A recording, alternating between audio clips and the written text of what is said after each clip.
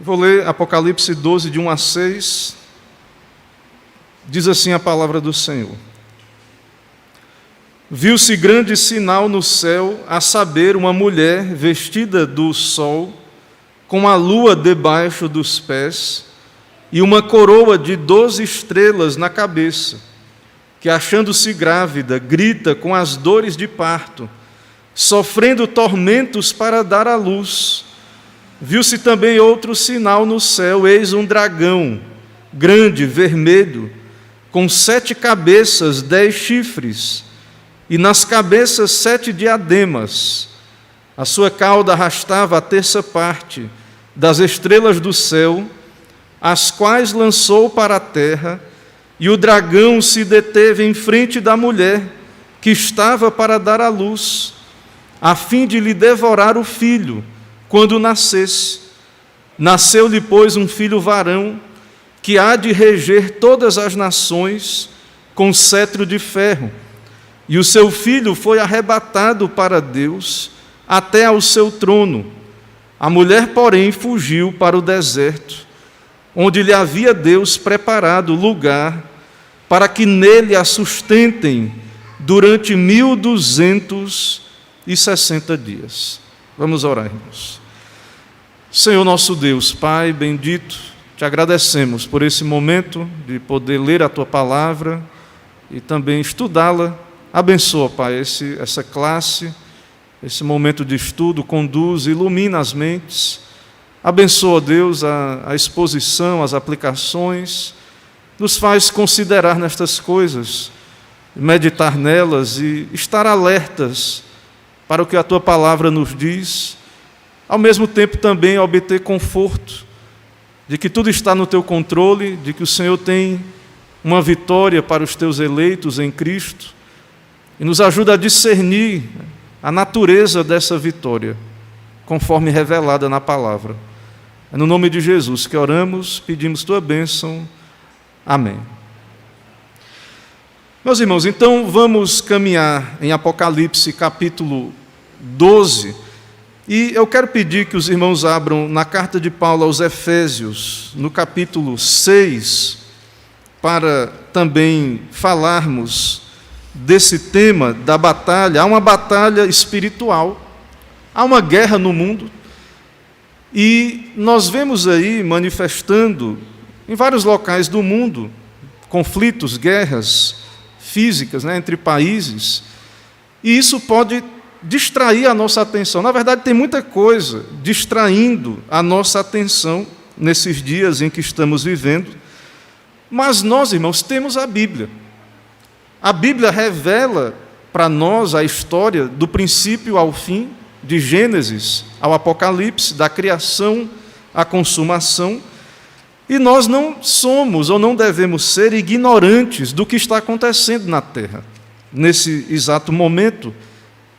Claro que também do passado, porque Deus nos revelou, mas nesse exato momento em que vivemos o período entre a primeira vinda de Cristo e a sua segunda vinda. E na carta aos Efésios, no capítulo 6, há uma seção aí que fala da armadura de Deus.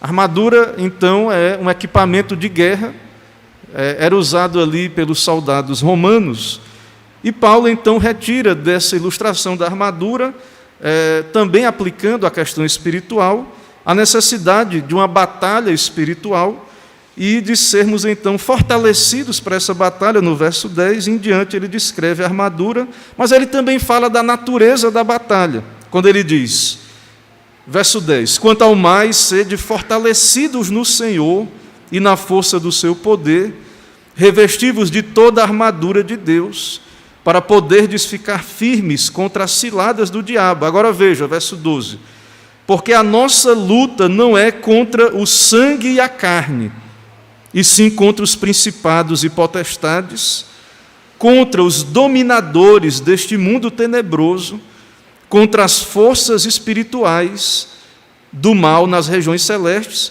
E aí é baseado nisso que ele diz anteriormente para sermos fortalecidos, no verso 10, fortalecidos no Senhor e na força do seu poder, e é com base nisso que ele vai dizer a partir do verso 13, não é o nosso propósito aqui expor o tema de toda essa armadura de Deus, mas é com base nessa batalha que existe, da natureza desse conflito, que ele vai dizer, portanto, tomai toda a armadura de Deus, para que possais resistir no dia mau e depois de terdes vencido tudo, permanecer inabaláveis. Então, irmãos, perceba que a natureza desse conflito que Paulo está dizendo aí não é contra carne e sangue. A natureza, então, desse conflito, ela começa, conforme já temos pregado aos irmãos e exposto para os irmãos aqui na igreja, a natureza desse conflito começa em Gênesis, com a queda do homem.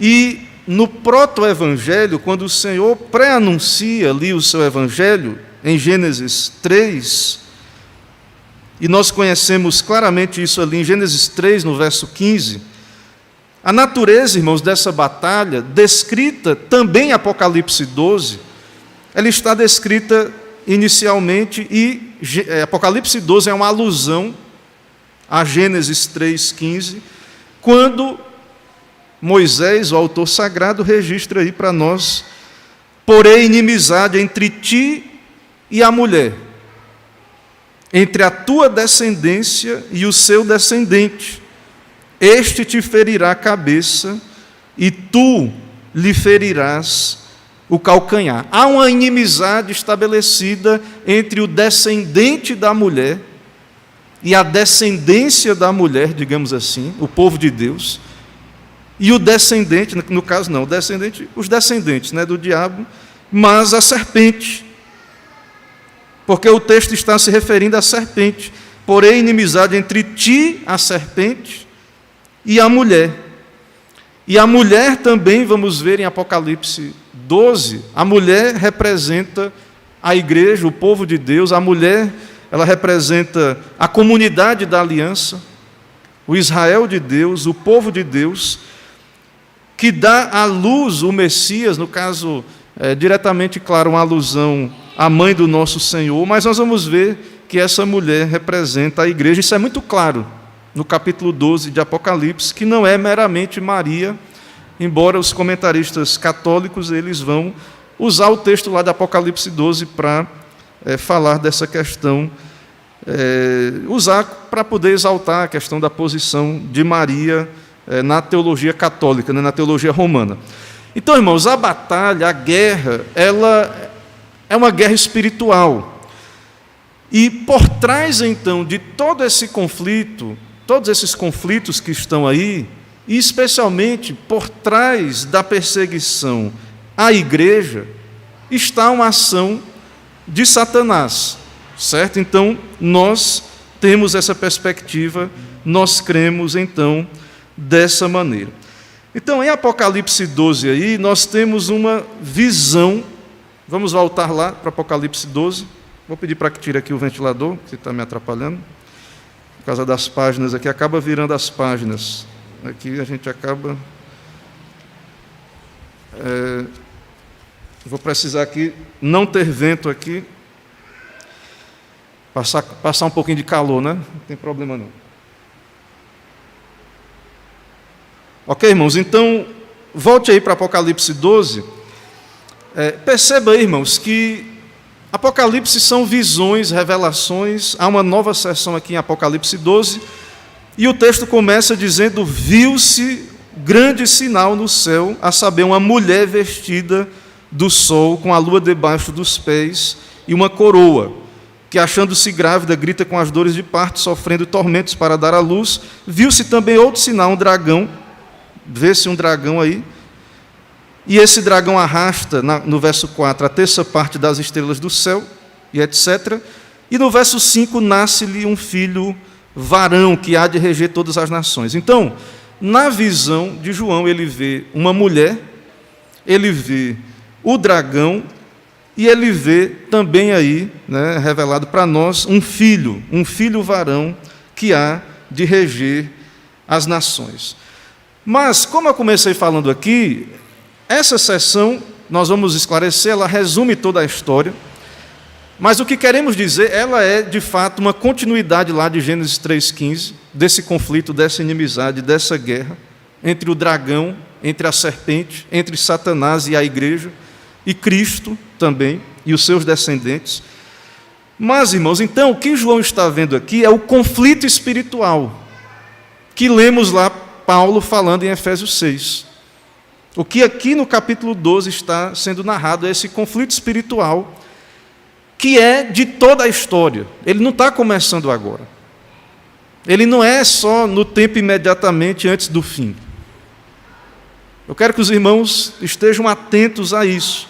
Esse conflito espiritual, ele começou lá, ele se desenrola em toda a história do Antigo Testamento, esse conflito, e ele continua com a vinda de Cristo. Satanás ali, o dragão, né, se porta ali diante da mulher, tentando até impedir o nascimento do Messias. Durante toda a vida de Cristo, Satanás tenta matar Cristo. E quando Cristo morre na cruz e ele entende que finalmente venceu, na verdade ele foi derrotado na cruz. Há um golpe, de fato, ali dado contra ele na cruz do Calvário, mas, de fato, ainda não veio a consumação, e o dragão continua agindo, já derrotado, e ele está furioso. E ele, então, continua perseguindo a igreja. Então, o mesmo padrão de perseguição dos santos da igreja no Antigo Testamento, esse mesmo padrão de perseguição continua em toda a história da igreja. Então, esse capítulo 12 de Apocalipse, ele de fato, ele resume essa história da igreja e ele desvenda para nós esse padrão de uma batalha espiritual. Então, por trás do que está acontecendo aí, irmãos, nós que somos crentes, precisamos lembrar disso, que há um conflito espiritual. Por trás das ações dos homens maus, por trás da perseguição à igreja, dos sofrimentos que nós, como igreja, enfrentamos, o escárnio do mundo, a perseguição, a tentativa do diabo, no Antigo Testamento, de impedir a vinda do Messias, depois tentou matá-lo, e hoje Satanás ele tenta perseguir, já que ele não pode perseguir e nem destruir Cristo, que foi assunto aos céus e é Deus, homem e vencedor, ele persegue a igreja.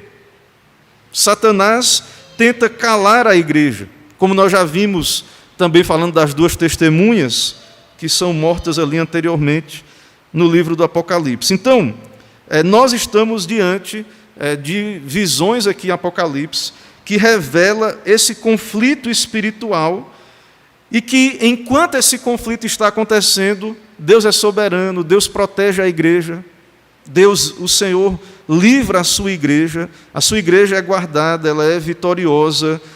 Então, o ponto aqui é que o diabo é a origem de todo o mal, do pecado ali original, e desses conflitos, das guerras, ele é que iniciou todo esse sofrimento, a situação da humanidade caída, tudo isso então começa com Satanás, e nós sabemos também, é claro, que Satanás, ele não é autônomo, ele não faz nada se não for debaixo da soberania de Deus, embora ele é responsável, Deus não é o autor do pecado, nossa confissão de fé é muito clara quanto a isso, mas isso está debaixo do governo de Deus, e então os cristãos estão aqui nessa terra, vivendo em meio a esse conflito, em meio a toda essa situação. Então, lembre disso, em meio aos sofrimentos, em meio às lutas, tentações do diabo, distrações que estamos vivendo hoje. Hoje, então, nós estamos passando por um período, irmãos, de grande tentação à igreja de se distrair, né, com essa revolução tecnológica. Você tem aí conteúdo infinito para acompanhar, e nós estamos vendo aí situações que acontecem lá do outro lado do mundo, guerras, conflitos. E então o texto aqui, a lição de hoje, está nos alertando de que há um conflito maior por trás de tudo que está acontecendo no mundo. Há um conflito maior que a Bíblia revela, que nós vemos desde o Antigo Testamento, lá também a situação de Jó, quando ele tentou ali, e Deus permitiu isso, o Senhor permitiu aquela tentação. Então, por trás daquela situação toda de Jó, havia uma ação do maligno, e assim também nós sabemos, nessa terra, nada é por acaso, há um governo de Deus, e então, nada é por acaso. Então, você tem que estar alerta como crente, não fique distraído, olhe para Cristo, busque na palavra de Deus orientação, observe aquilo que vamos trazer aqui, que o Senhor preserva a sua igreja no deserto, Ele leva ela para o deserto, e há uma aplicação para nós nisso, assim como no Êxodo ali, Deus tirou o seu povo e o levou para o deserto, e o preservou no deserto. O deserto não é mais algo literal hoje, não é uma questão geográfica, né? Não precisamos ir para um deserto literal, mas em meio ao deserto dessa vida, o Senhor está com o seu povo, o Senhor protege a sua igreja. Então, não ceda ao mundo, ao mundanismo. Não ceda às distrações do mundo. Não olhe só para a cortina de fumaça, para a questão externa. Porque por trás de tudo isso aí, há uma ação de Satanás. Ele está debaixo da soberania de Deus, é claro. Ele não faz nada que não seja o cumprimento do propósito de Deus. Mas nós temos uma batalha espiritual para ser travada. Nós temos uma batalha contra o pecado, contra o mundo, contra o próprio Satanás. Então, irmãos, uma grande tentação que nós enfrentamos hoje é desviar o foco. As pessoas estão... há muita coisa distraindo. E as pessoas, então, têm tirado os olhos da palavra, daquilo que você já tem. Deus já lhe deu luz, conhecimento, você já sabe. Então, assim, tem milhares de coisas aí, informações, visões aí escatológicas sobre o que está acontecendo, e muitos até têm uma visão totalmente diferente daquela que temos aqui, dispensacionalismo, e fazem interpretações variadas aí, e confusas, e nós temos, irmãos, toda a Escritura, o texto aqui de Apocalipse, fazendo alusão ao Antigo Testamento. Temos aqui uma interpretação sadia na nossa igreja, que nos chama a atenção para isso, de que há uma batalha, sim, espiritual, e que aquilo que está visível é só uma manifestação daquilo que acontece nos bastidores. Então, fiquemos conscientes, firmes, e atentemos para aquilo que Paulo diz lá em Efésios 6. Estejamos prontos e preparados para essa batalha espiritual. Mas também Apocalipse nos lembra que nessa batalha a vitória é de Cristo. A vitória é nossa através de Cristo. Cristo venceu em sua morte e em sua ressurreição. Ok? Então, esse texto aí, nós entendemos que essa mulher, quando João vê aí, João vê aí um grande sinal no céu, a saber, uma mulher vestida do sol, e a lua debaixo dos pés, e uma coroa de 12 estrelas na cabeça, que, se achando grávida, grita com as dores de parto, sofrendo tormentos. Essa mulher, de fato, representa a igreja, o povo de Deus.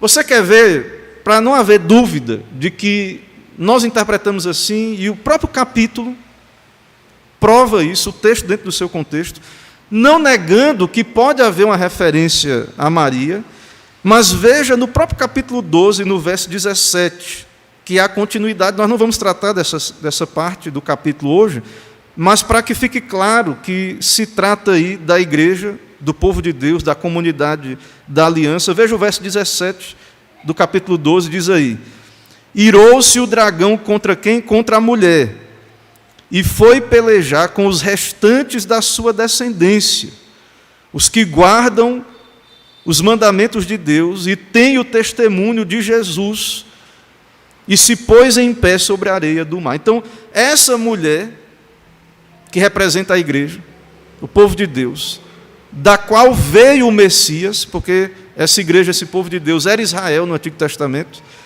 essa mulher, o povo da aliança, veio o Messias. E aí veja que depois o dragão, ele se levanta contra a mulher e peleja contra os restantes de sua descendência. Então, fala da comunidade da aliança, que deu à luz à igreja tanto a Cristo, o Messias, né, uma representante desse povo, Maria, mas também a igreja continua, digamos assim, dando à luz filhos. Então, irmãos, muitas referências. O G. Cabil aqui ele cita, no livro de Isaías, há várias referências da igreja como sendo uma mulher, certo? Então, nós entendemos, temos aí 3 personagens, a mulher, temos o dragão e temos o filho, né, que tem um cetro de ferro. Então, essa mulher é uma imagem da comunidade fiel, que existiu tanto antes quanto depois da vinda de Cristo. Então, Israel no Antigo Testamento, e hoje nós entendemos que é a igreja, o povo de Deus, os fiéis, sabendo que nem todo judeu, né? Judeu não é só quem o é exteriormente. No Antigo Testamento, havia em Israel os crentes, os fiéis, e havia perseguição.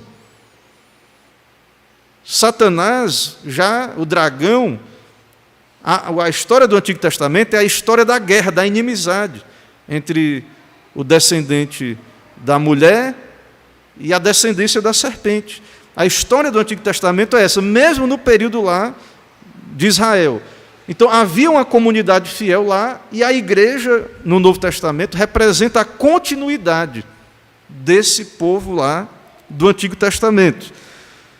E você vai perceber, e aqui mais na frente nós faremos uma retomada de toda a história do Antigo Testamento, que é a história desse conflito.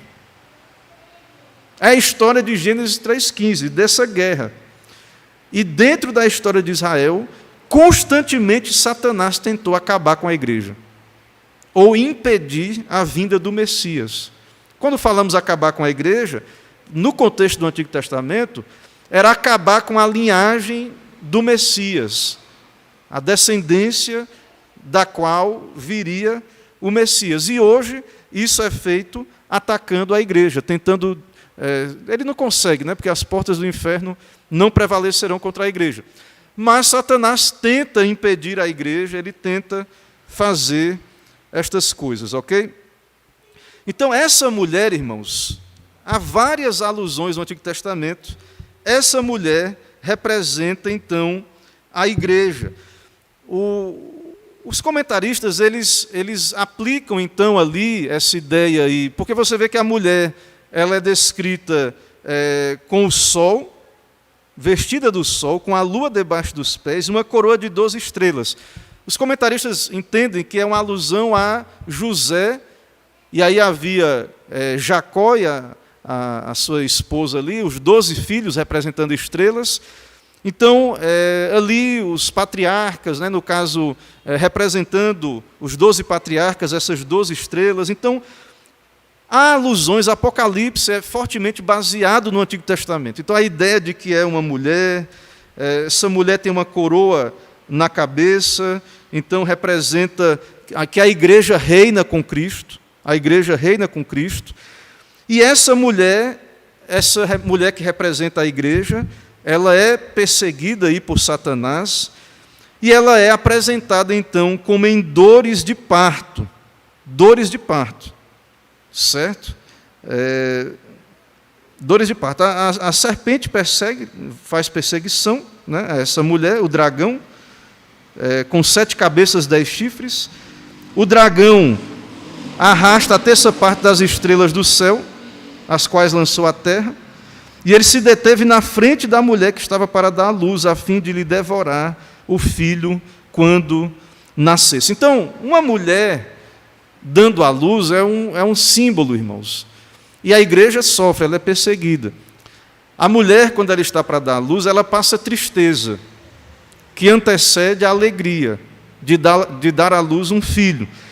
Então, nessa guerra, nós vemos aí a imagem de sofrimentos, de angústias, de perseguição, de Satanás guerreando contra a igreja sendo representada por uma mulher angustiada, ela está sofrendo, ela está ali prestes a dar à luz, embora há a alegria da vinda de um filho, de trazer um filho a esse mundo, mas há uma tristeza. E esse padrão, né, e aí nós estamos falando aqui, e a mensagem do Apocalipse é que a igreja é vitoriosa. Nós temos a vitória em Cristo. Mas esse padrão de cruz depois glória, Cristo morreu, teve que morrer para depois ressuscitar e formalmente reinar. Então, esse padrão, ele é um padrão comum nessa guerra entre o descendente da mulher e a linhagem da serpente, ou os descendentes também, a igreja, e os filhos do diabo, aqueles que se opõem à igreja. Então, há um padrão de que essa vitória é por meio da morte. Satanás persegue a igreja em toda a história, os filhos do diabo, o Satanás, através dos seus filhos, né, dos filhos do diabo, persegue a igreja sofre angústias, está muitas vezes no deserto, está muitas vezes quase como que morrendo, mas ela é preservada, ela é vitoriosa, e por meio desse sofrimento ela vence, ela é guardada, ela é protegida, ela é vitoriosa, né, por meio de Cristo Jesus. Então, essa mulher, o povo, a comunidade da aliança do Antigo Testamento estava passando por angústias e em breve daria luz a um filho, né, que nós sabemos aí é Cristo. Então, a comunidade messiânica, ela representa essa mulher, a comunidade messiânica da qual Cristo nasceu, certo? Essa mulher é isso. E também em Apocalipse, mais na frente, vai ter outra mulher que é chamada de meretriz, a grande meretriz, que representa a comunidade incrédula, os ímpios. Então, essa ideia de guerra, essa ideia de conflito, essa ideia de que a igreja ela é perseguida, de que ela está em conflito, ela passa por sofrimentos, isso é uma constante, irmãos, no Antigo e no Novo Testamento. Ao mesmo tempo, ela é protegida, ela é guardada, ela é vitoriosa.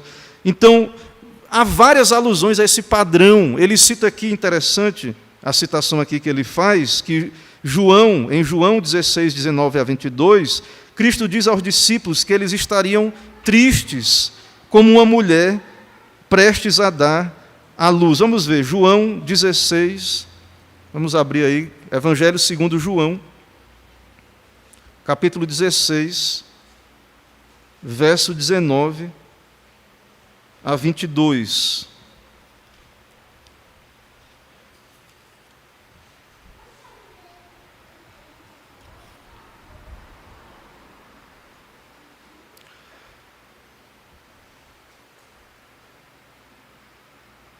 Vamos ver o verso 20, diz assim: em verdade eu vos digo, que chorareis e vos lamentareis, e o mundo se alegrará.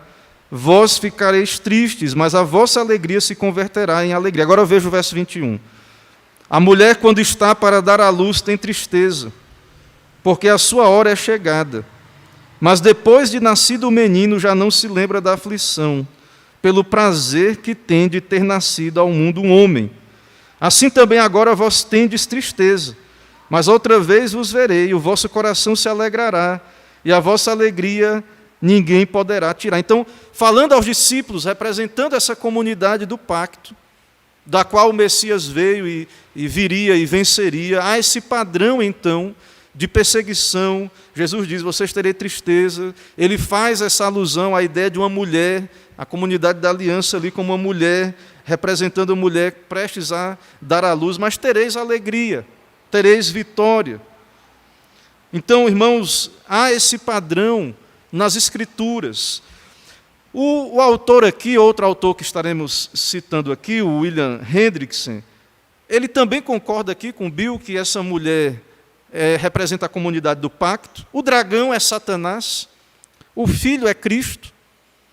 Há uma alusão aí ao cetro de ferro, que é uma alusão ao Salmo 2, quando ele diz aí no verso 5, nasceu-lhe, pois, um filho varão, que há de reger todas as nações, com cetro de ferro, e o seu filho foi arrebatado para Deus até o seu trono. Esse verso 5, irmãos, então esse filho é Cristo.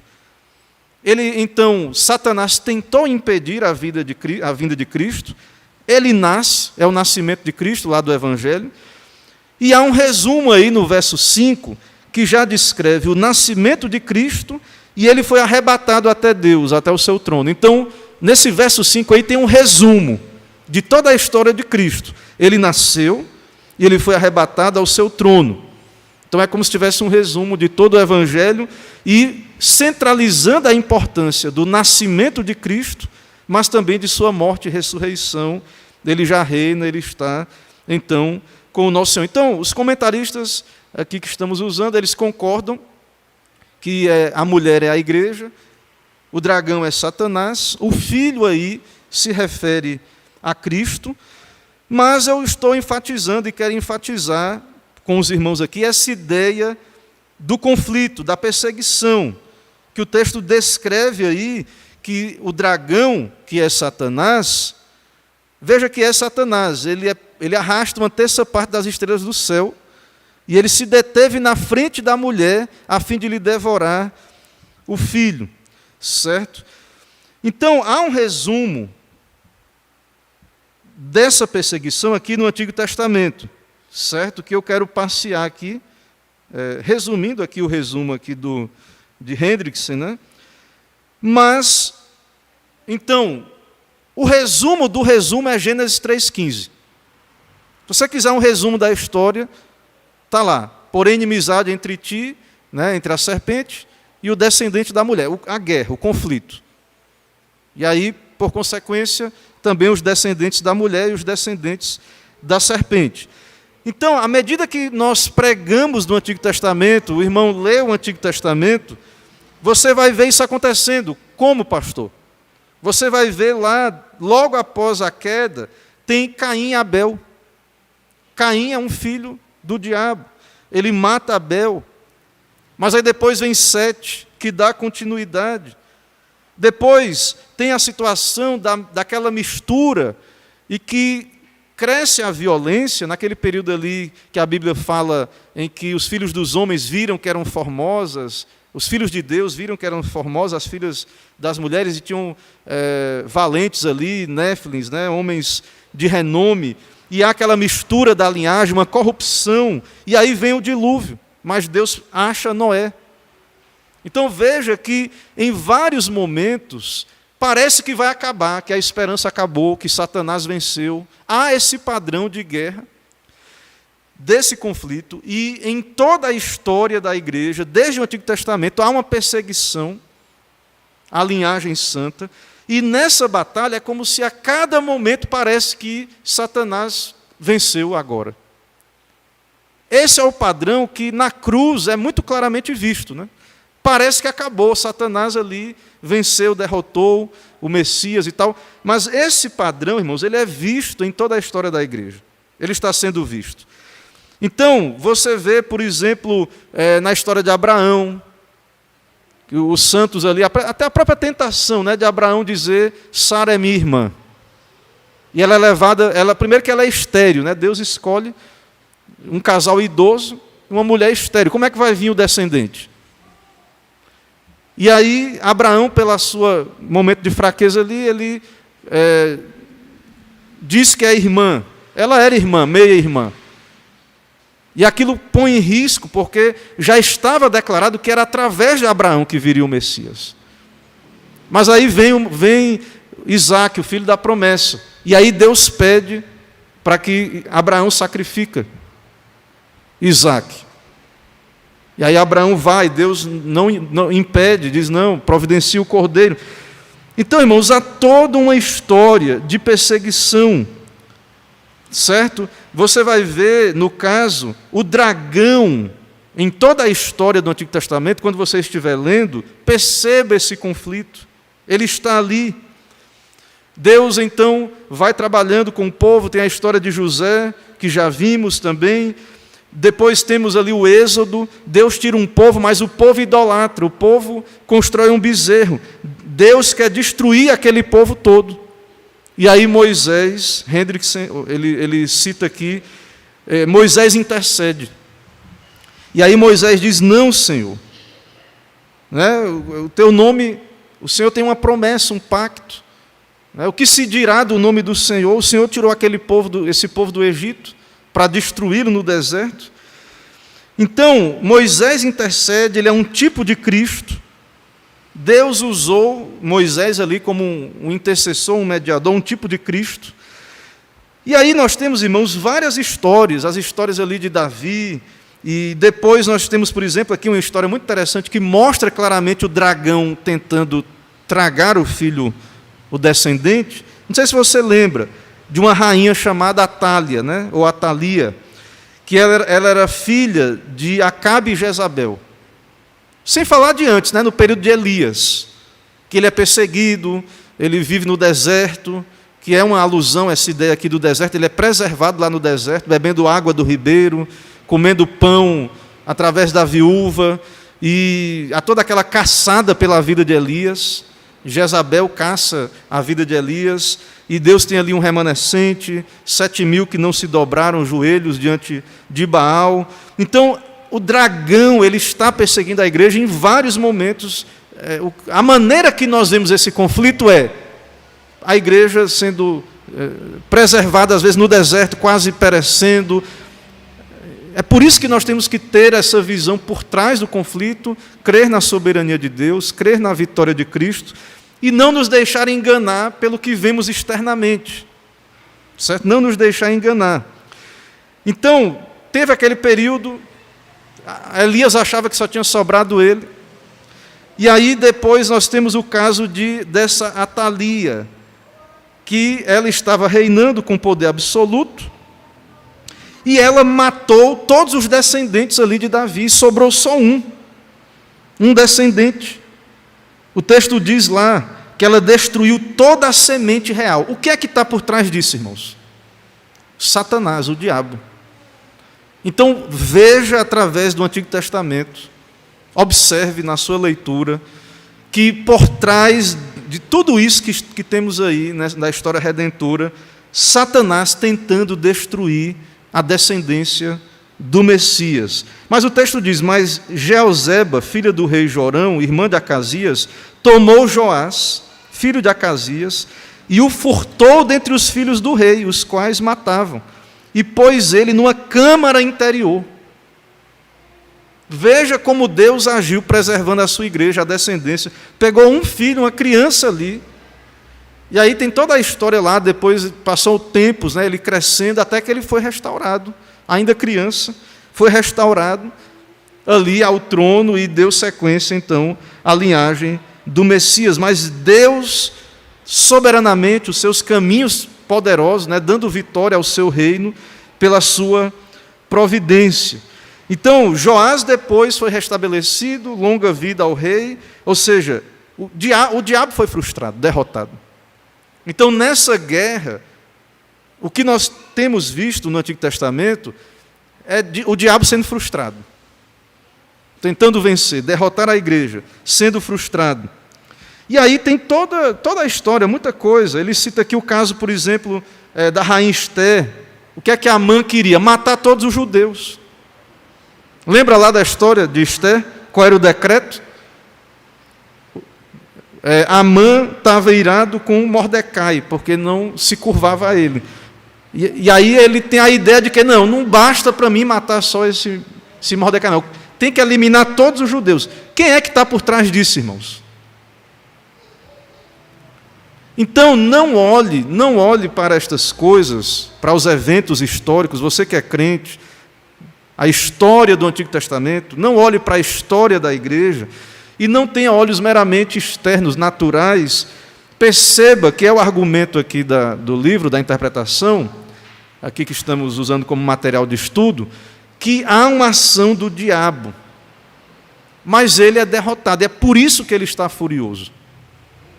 É por isso que o texto descreve o dragão furioso, porque ele foi derrotado sequencialmente no Antigo Testamento, foi sendo derrotado. Na cruz, a derrota final veio, não consumada ainda, mas ele finalmente levou o seu golpe ali. Paulo diz que Cristo expôs na cruz os principados e potestades, e ele foi derrotado. E agora resta só um tempo final entre a primeira vinda e a segunda vinda de Cristo, e ele está furioso, como no capítulo 12, aí, ele persegue a igreja, mas já derrotado, e por isso mesmo, furiosíssimo, para atacar a igreja. Então, nós, irmãos, temos essa visão bíblica, e temos que observar isso, que há, hoje também, os representantes dessas duas categorias. Há, então, aqueles que são os santos de Deus, que creem em Jesus, são salvos, regenerados, e há aqueles que, assim como havia os falsos judeus, e Paulo diz isso, que nem todo que se diz judeu é judeu, e nós entendemos que a igreja hoje representa o Israel de Deus, há também aqueles falsos cristãos, a falsa igreja. Na história da igreja nós vemos isso, quando estudamos a história da igreja, e vemos ali, principalmente no período da Reforma, como quando a pregação, e Deus restaurou ali naquele avivamento, naquela grande reforma, a pregação do Evangelho, como, por milagre, Lutero, por exemplo, não foi morto. O dragão se levantou ali. E os historiadores dizem que, se ele não tivesse nascido naquele lugar ali, se não tivesse o príncipe eleitor da Saxônia para protegê-lo, que na verdade é a soberania de Deus, não teria havido aquela reforma ali, Lutero teria sido morto facilmente. Então, também na história da igreja, Satanás continua perseguindo, querendo, ele está irado, ele é derrotado, né? Ele não vencerá. As portas do inferno não poderão prevalecer contra a igreja, mas ele está furioso. E nós não devemos, então, estar desatentos. Não devemos ignorar essas coisas. Há uma batalha que nós temos que travar, nós como igreja. Nós temos que nos portar do lado daqueles que representam, então, essa linhagem do Messias, a igreja, os santos de Deus, e não, fazer coro, então, com aqueles que perseguem a igreja, aqueles que são derrotados, estão derrotados e que estão, então, nas fileiras do inimigo. Há uma batalha clara. E que nós temos que, então, saber de que lado nos portar. E, na questão do Antigo Testamento, o desfecho final dessa perseguição se deu, meus irmãos, ali já no Novo Testamento, quando vemos Maria, de fato, grávida do Messias. Você lembra ali a história dos magos, né? Daqueles que vieram do Oriente. E eles tiveram aquela visão de uma estrela, que apareceu para eles ali. E aí eles foram a Belém. E aí, conduzidos por revelação de Deus, eles encontraram, Jesus ali numa manjedoura. Aí Herodes, chama ali os escribas, os fariseus, os mestres da lei, para dizer onde é que deveria nascer o Messias. E aí eles apontam em Belém, por causa da profecia. Eles apontam ali. E aí Herodes diz para os magos ali, diz assim, vocês vão lá e depois vocês voltam aqui e me dizem. Vocês me explicam, me dizem onde é que está o rei, para que eu possa ir adorá-lo também. E eles recebem uma revelação para não voltar pelo mesmo caminho. E aí vocês lembram o que é que Herodes fez? Quando eles não voltam, mandou matar as crianças todas, até uma idade, se não me engano, 3 anos. E o que é que está por trás disso, irmãos? Satanás, o dragão. É o texto aqui de Apocalipse 12, ele tentando tragar o filho, impedir a vinda do Messias. Então, veja que ele tentou até o fim. E aí Jesus vem, e ele continua a história. Embora aqui tenha um resumo, Jesus nasceu e Jesus foi assunto ao céu, ele reina. Mas, leia o Evangelho, toda a vida de Cristo foi o quê? O diabo tentando matar Jesus. Agora, você deve observar que o diabo usa pessoas de fato. Ele, claro, tentou Jesus ali, a idolatrá-lo ali na tentação, mas você vai ver os fariseus, os mestres, o sinédrio, e aquela situação toda ali. Então, há um conflito, há uma batalha durante todo o Antigo Testamento. Então você pode e deve fazer essa retrospectiva, certo? e observar isso, essa guerra espiritual, certo, que começou lá e não vai terminar até a volta de Cristo. Não vai parar a guerra, irmão. Satanás está ativo. Ele é limitado pela soberania de Deus, ele está derrotado, mas ele está furioso, que é o que o texto nos mostra aqui, especialmente o que veremos depois, no capítulo 12, na parte final, que vai dizer que ele persegue a igreja. Ok? Então, irmãos, essa mulher representa o povo de Deus. Satanás é a força por trás dos ímpios que perseguem o povo de Deus. Já argumentamos a partir do Antigo Testamento. Esse é o padrão também no Novo Testamento, na vida de Cristo, no período apostólico. E você pode estudar a história da igreja. Eu falei da reforma, Mas você pode ir para o período dos pais da igreja, das grandes perseguições, os crentes sendo queimados na fogueira, entregue às feras, martirizados.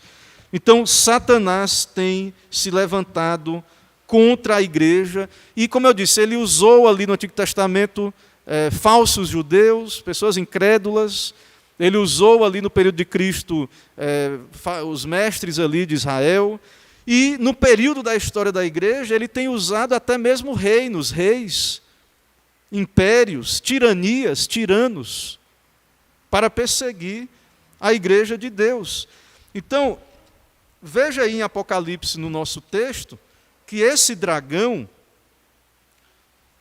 ele tem um poder aí, ele arrastou a terça parte das estrelas do céu, ele se deteve na frente da mulher, mas o texto descreve ele no verso 3 assim, ele tem 7 cabeças, 10 chifres, e nas cabeças 7 diademas.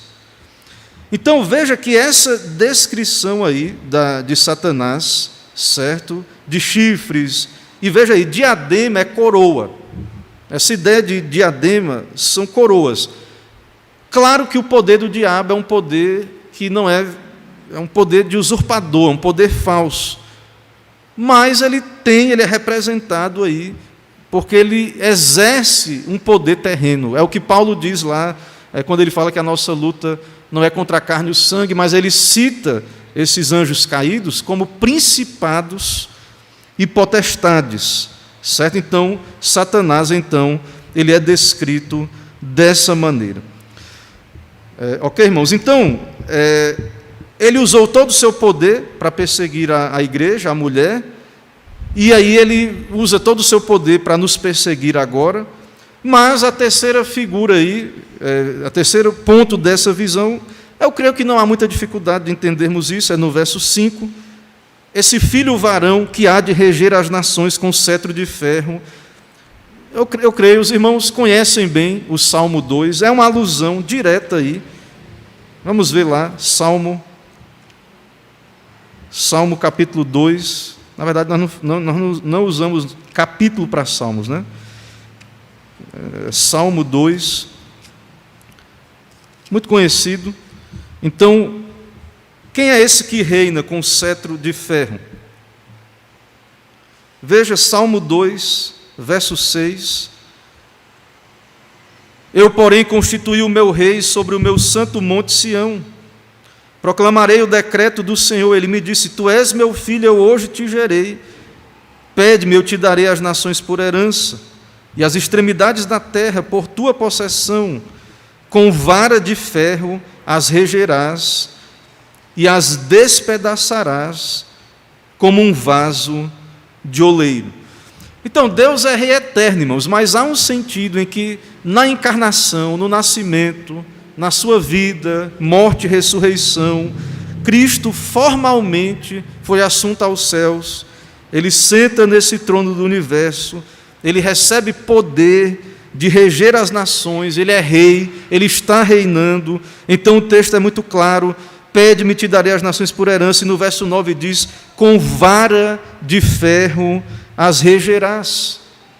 Cristo está reinando. Então, em meio a esse padrão de cruz, de perseguição, da igreja, então, sendo perseguida pelo diabo, Cristo está, de fato, reinando, e esse filho aí, de fato, é Cristo. E a mulher e a comunidade da aliança, no verso 6. Veja aí o que diz. A mulher, porém, fugiu para o deserto. A mulher, porém, fugiu para o deserto, onde lhe havia Deus preparado lugar para que nele a sustente durante 1260 dias. Então, a mulher que estava para dar à luz representa a comunidade do Antigo Testamento. O Messias veio. O dragão tentou impedir, não conseguiu. O Messias veio, aí ele é descrito como esse que tem o cetro de ferro para reger as nações, mas ele foi arrebatado para Deus, no verso 5. E aí no verso 6 diz que a mulher, então agora a igreja, porque Cristo já veio, a comunidade da aliança do Novo Testamento, foi levada para o deserto. Assim como no Antigo Testamento também no Êxodo, mas irmãos, aí não é um deserto literal. E esses 1260 dias representam, se você fizer o cálculo, 3 anos e meio. Ele representa, então, esse período entre a primeira vinda de Cristo e a segunda vinda de Jesus, esse período de tempo. Então, esses 1260 dias, 42 meses, representa esse tempo. Então, a igreja ela é perseguida e ela é preservada no deserto, e volto a dizer, não é um lugar geográfico. É onde nós estamos, é em meio ao mundo, ao deserto dessa vida. Então a igreja, como já argumentamos aqui em Apocalipse, ela passa pela tribulação, ela é mantida aqui nessa terra, mas Cristo preserva o seu povo, ele está presente com o seu povo. Então esse filho varão, para nós claramente aí uma alusão a Cristo, certo? O dragão Satanás, o filho varão foi arrebatado até o seu trono, certo? E ele é vitorioso. E esse tempo, então, que estamos vivendo, é o tempo entre a primeira vinda do Senhor e a sua segunda vinda. Então, essa mulher representa agora a comunidade do Novo Testamento, a igreja, que foge para o deserto. Então, mas, irmãos, perceba a alusão e a conexão e o padrão do que vinha acontecendo no Antigo Testamento. No Êxodo, Deus leva o povo para o deserto. O deserto é um lugar de livramento, por um lado. Deus livra o povo levando para o deserto, mas também de provação. Não tem comida, tem que andar pela fé. É um lugar de provação também. Haviam animais ali, serpentes abrasadoras e coisas desse tipo. Então, ali no Antigo Testamento há esse padrão. E a igreja no Novo Testamento, do mesmo jeito. Da mesma forma.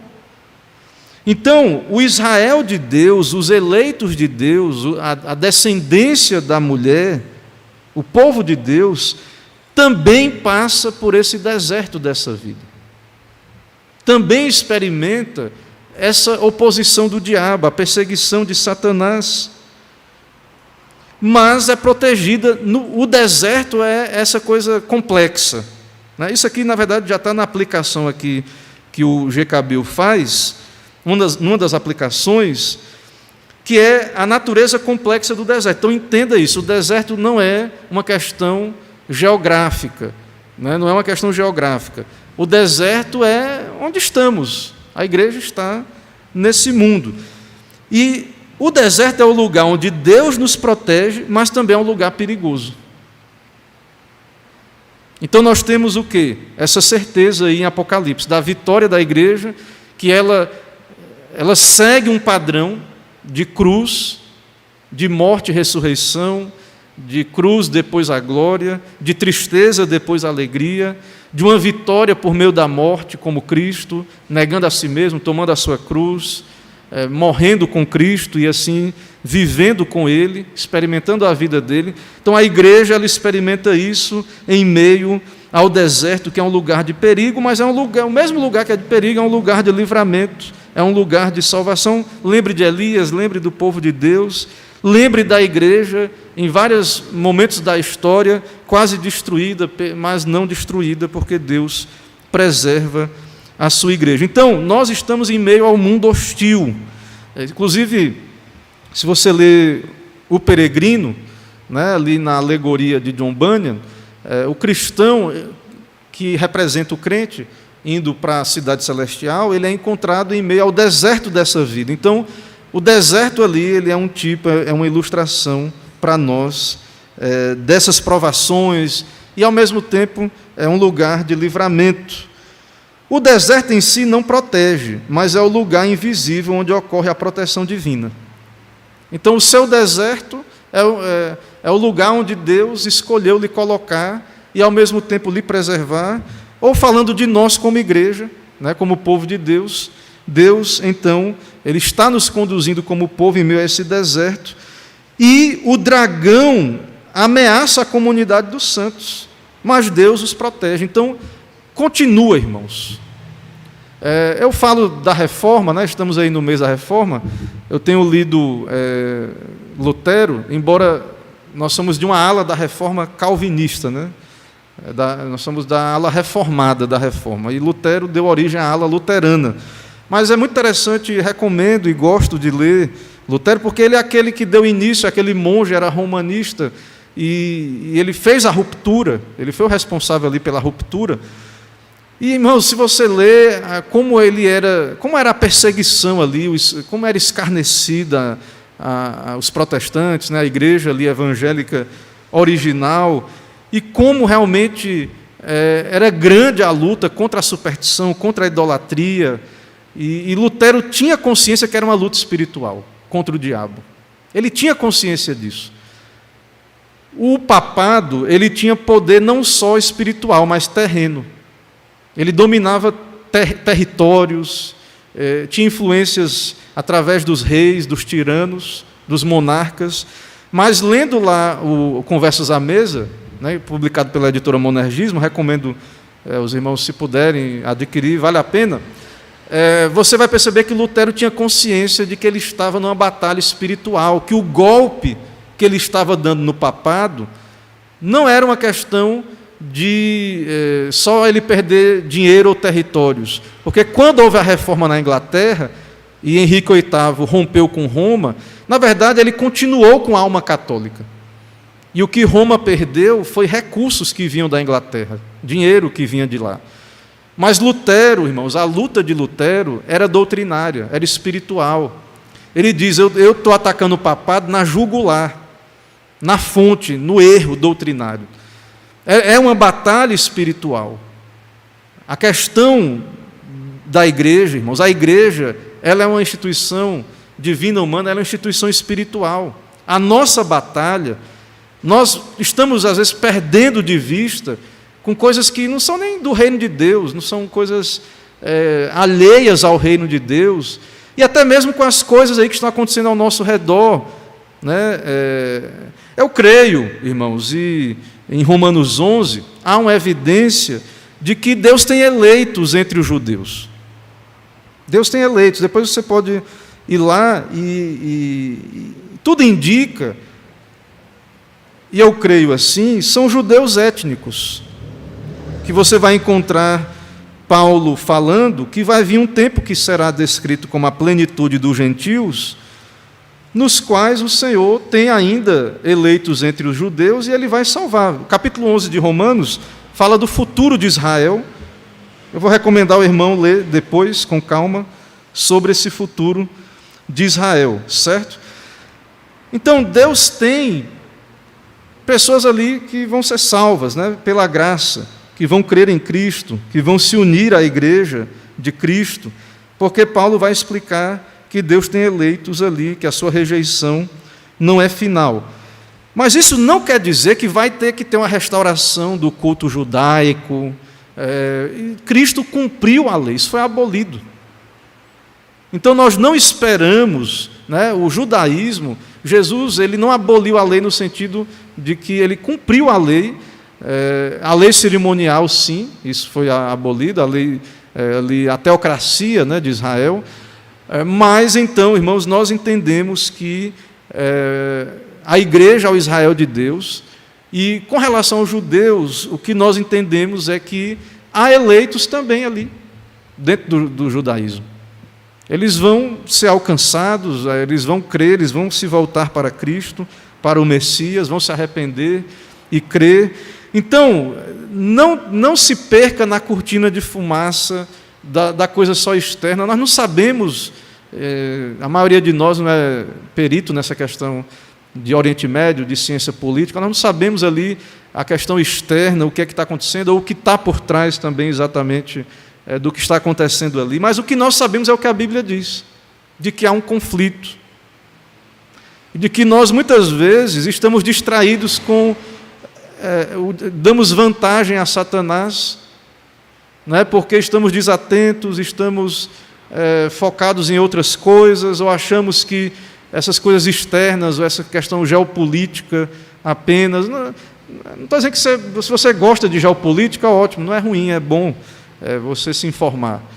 Mas você precisa estar atento de que há uma batalha, de fato, espiritual, e você não pode estar distraído, e que, na verdade, a guerra ela não começou agora, porque está tendo uma guerra entre o Ocidente e o Oriente, digamos assim, ou a guerra da Rússia com a Ucrânia, ou a guerra lá no Oriente Médio, entre Israel e os muçulmanos. A guerra não começou agora.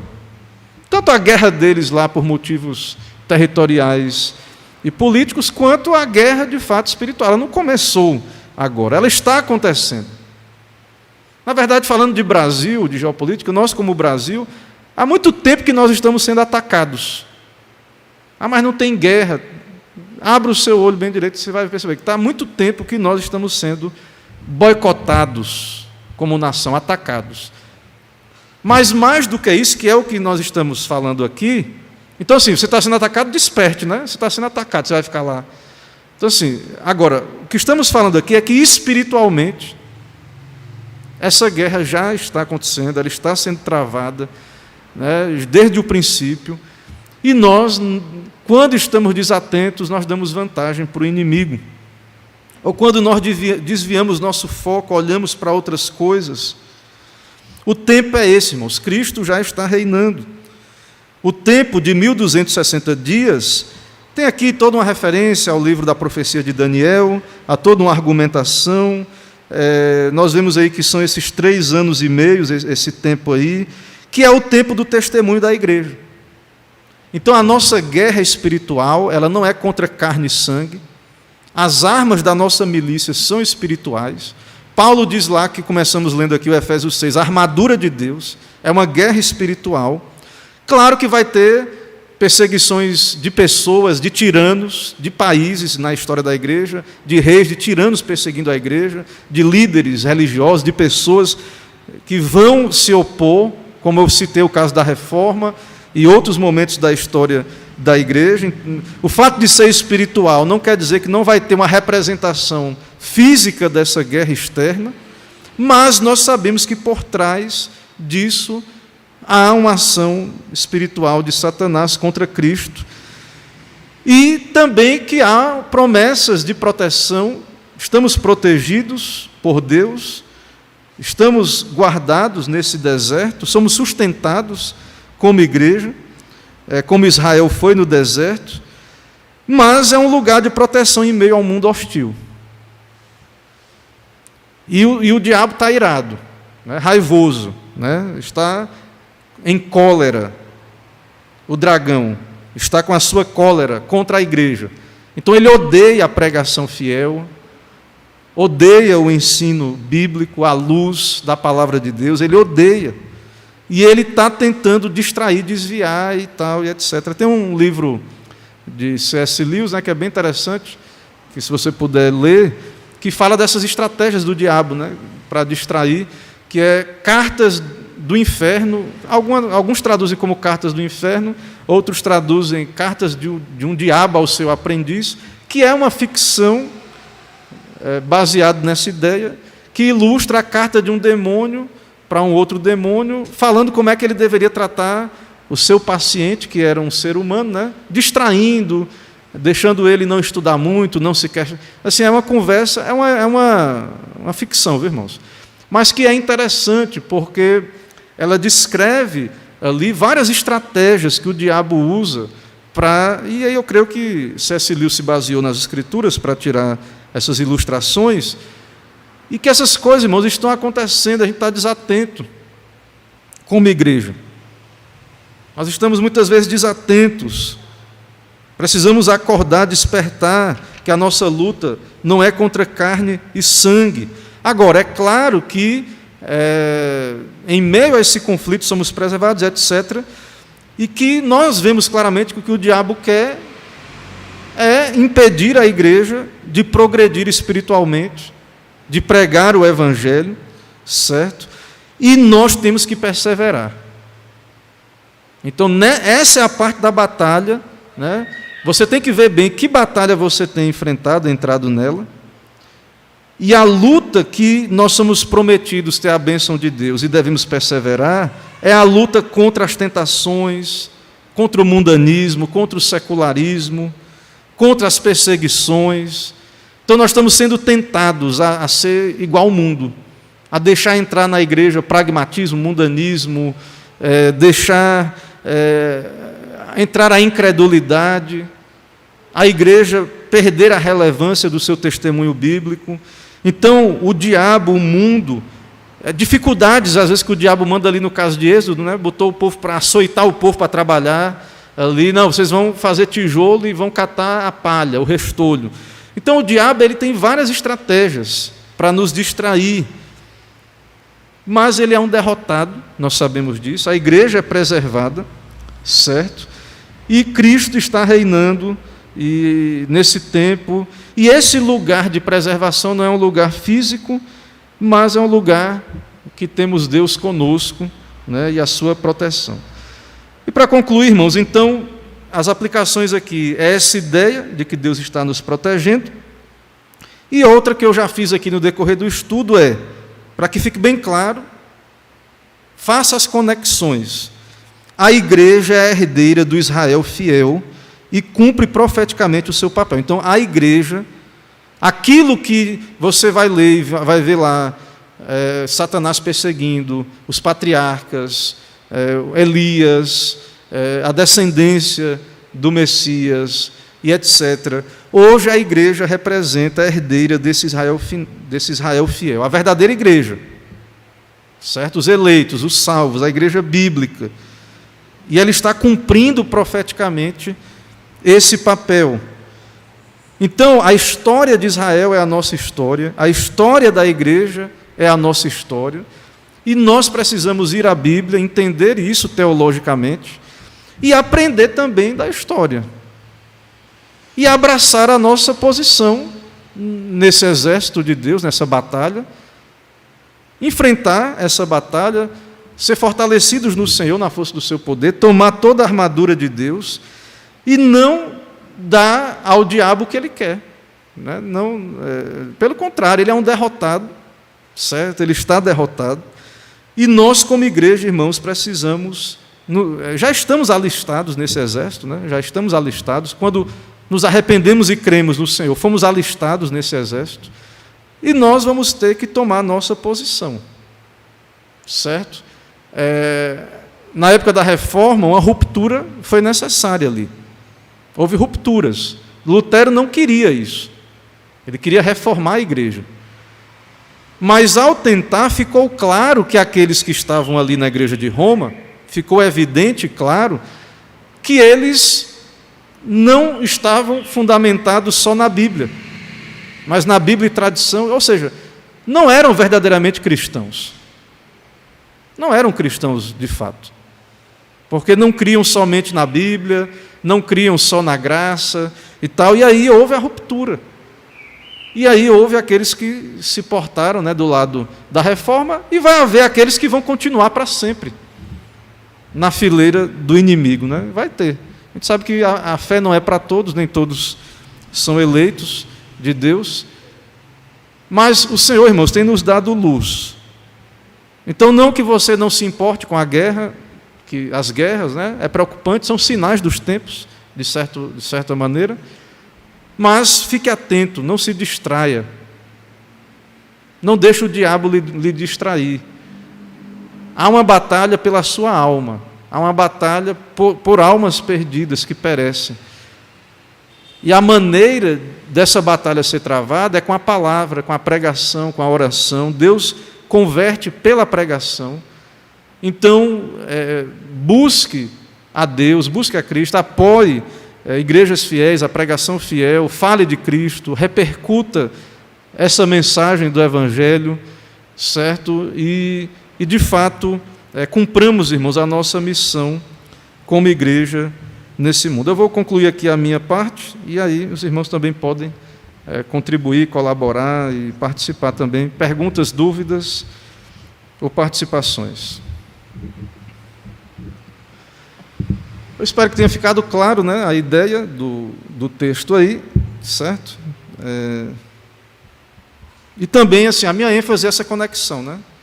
Então, eu particularmente, como crente, como pastor, eu vejo claramente essas coisas acontecendo, essa batalha acontecendo, certo? Ela é muito sutil, essa batalha, muito sutil. Ela é espiritual, né? O que está em jogo são as nossas almas, a nossa posição, né, cristã, e eu penso que a igreja precisa ser despertada, irmãos, para isso. Ok? Se não há dúvidas ou se não há nenhuma participação, se os irmãos, né, compreenderam assim, né, que Deus nos ajude. Né? Nós vamos viver a batalha do nosso tempo, né, a igreja de Cristo. Não se deixe iludir, né, pela questão meramente externa, certo? A igreja fiel, a pregação fiel vai ser perseguida, porque o diabo está engajado nisso, e nós vamos ter que tomar uma postura, uma posição, né, e abraçar ou não isso, esse caminho ou não, né, e eu creio que todo crente fiel vai se alistar, vai se posicionar do lado do verdadeiro evangelho e da verdade de Cristo. Que o Senhor nos ajude, que o Senhor nos abençoe. Vamos orar, irmãos, então. Senhor, Deus santo e bendito, te agradecemos, ó Pai, por essa manhã, te agradecemos por esse dia do Senhor, por esse momento de aprendizado, por essas questões espirituais, ó Deus, essas visões que nos mostram tudo o que aconteceu no Antigo Testamento, no Novo, nesse período da igreja. Sabemos, ó Deus, que há uma batalha sendo travada. Nos ajuda a discernir estas coisas. Nos ajuda a cumprir o nosso papel nesse conflito. Também, ó Deus, nos dá a discernir o que está acontecendo no mundo. Nos dá, quanto mais vemos que o dia se aproxima, buscar mais Cristo e buscar viver a vida de fé e não dar ocasião, ó Deus, para o diabo. Assim, perdoa os nossos pecados, nos lava, nos purifica, vem o Teu reino sobre nós, nos abençoa. É no nome de Cristo que oramos. Amém. Irmãos, então, se Deus permitir, vamos continuar no próximo domingo aí em Apocalipse. Tragam suas perguntas, dúvidas, contribuições, né? Estudem, pesquisem, vamos juntos aprender sobre o livro do Apocalipse, né? E Deus nos ajude, então. Daqui a pouco, né, mais tarde, às 18 horas, estaremos juntos aqui para o culto público. Então, se prepare, né, venha um pouco mais cedo, em oração, para ouvirmos a pregação da palavra do Senhor. Deus dê um bom dia a todos, vamos com a graça e a paz de Cristo. Amém.